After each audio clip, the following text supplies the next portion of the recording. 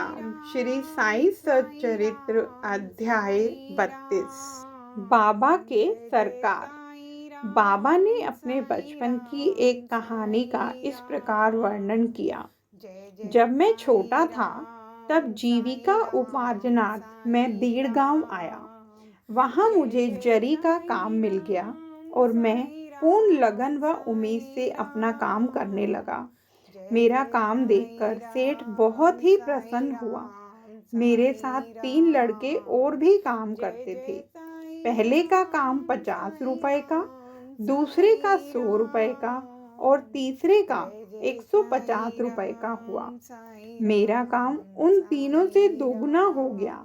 मेरी निपुणता देखकर सेठ बहुत ही प्रसन्न हुआ। वह मुझे अधिक चाहता था और मेरी प्रशंसा भी करता रहता था। उसने मुझे एक पूरी पोशाक प्रदान की, जिसमें सिर के लिए एक पगड़ी और शरीर के लिए एक शेला भी था। मेरे पास वह पोशाक वैसी ही रखी रही। मैंने सोचा कि जो कुछ मनुष्य निर्मित है वह नाशवान और अपूर्ण है, परंतु जो कुछ मेरे सरकार द्वारा प्राप्त होगा वही अंत तक रहेगा।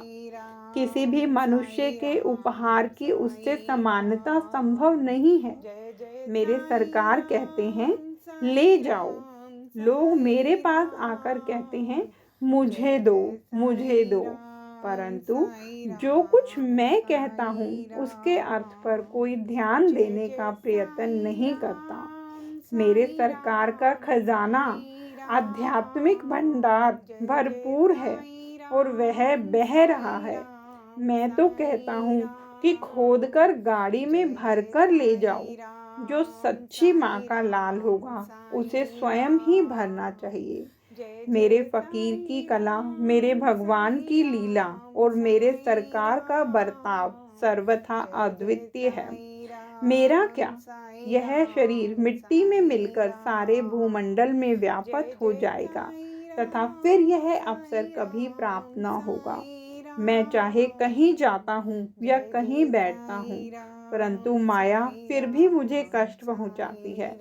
इतना होने पर भी मैं अपने भक्तों के कल्याणार्थ सदैव उत्सुक ही रहता हूँ। जो कुछ भी करता है एक दिन उसका फल उसको अवश्य प्राप्त होगा, और जो मेरे इन वचनों को याद रखेगा उसे मौलिक आनंद की प्राप्ति होगी।